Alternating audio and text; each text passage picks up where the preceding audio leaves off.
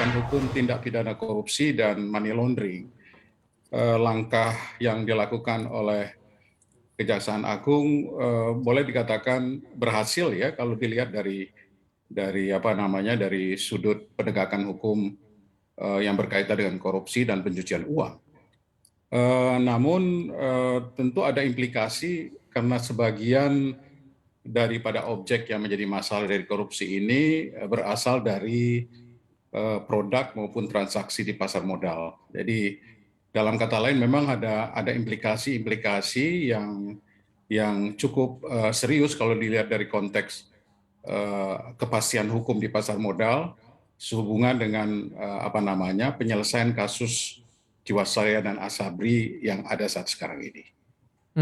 Berarti bisa dikatakan langkah yang dilakukan oleh Kejaksaan Agung sudah tepat begitu ya Pak. Saya mau ke Pak Hamdi, kalau melihat dengan kasus yang terjadi di pasar modal atau kasus hukum yang terjadi di pasar modal, Anda melihat pandangan terhadap penegakan hukum di pasar modal saat ini sudah seperti apa? Saya setuju dengan Pak Indra tadi bahwa dari sisi tipikornya Kejaksaan Agung kan sudah mengambil langkah-langkah yang tepat ya. Cuman untuk sisi pasar modalnya saya kira masih dalam proses ya. Saya lihat ada beberapa tindakan yang sudah dilakukan oleh otoritas dalam hal ini OJK dan juga Bursa Efek Indonesia sudah memberikan sanksi terhadap pihak-pihak khususnya perusahaan sekuritas dan aset manajemen yang dianggap melanggar peraturan itu sudah dikenakan sanksi. Ada beberapa yang dikenakan peringatan, suspensi dan bahkan ada yang dicabut gitu. Cuman mungkin untuk pasal-pasal pidana pasar modalnya khususnya terkait dengan manipulasi harga sahamnya itu mungkin masih dalam proses penanganan di otoritas di pasar modal saya kira. Oke, tapi kalau kita melihat seperti apa sih pengaruhnya dengan kasus hukum di pasar modal ini terhadap investor yang berada di pasar modal, Pak? Saya kira bagi investor justru dampaknya bagus ya. Artinya investor melihat bahwa kalau ada pelanggaran di pasar modal itu akan mendapat tindakan yang tegas dari otoritas. Apakah dari dalam hal ini untuk pidananya dari Kejaksaan Agung atau dari OJK. Jadi ini menurut saya akan meningkatkan kepercayaan masyarakat terhadap pasar modal. Karena kalau ada tindakan yang melanggar undang-undang itu akan ditindak secara tegas. Jadi saya melihat ini justru dampaknya positif. Mungkin dalam jangka pendek terlihat dampaknya menurun ya. Misalnya orang jadi takut. Tapi menurut saya dalam jangka panjang itu akan bagus justru. Karena perlindungan terhadap investor akan lebih baik. Karena otoritas bertindak tegas terhadap pelanggaran yang dilakukan oleh pihak-pihak yang melakukan gitu.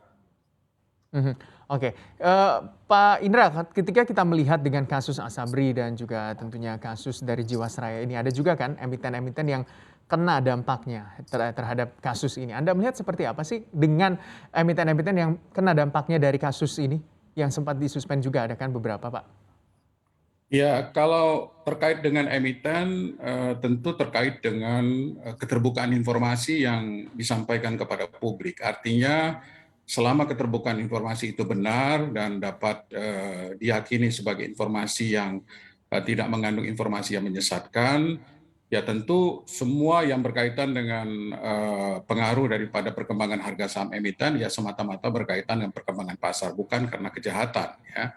Nah, tetapi kalau persoalannya menjadi persoalan yang berhubungan dengan misalnya misleading information, penyesatan informasi, atau fraud dan lain-lain, ya saya kira itu adalah tindak pidana di pasar modal dan tentu itu menjadi wewenang daripada otoritas jasa keuangan yang kita tahu sudah memiliki undang-undang, perangkat, dan kemampuan untuk melakukan perlindungan kepada investor ya apabila ada yang dirugikan.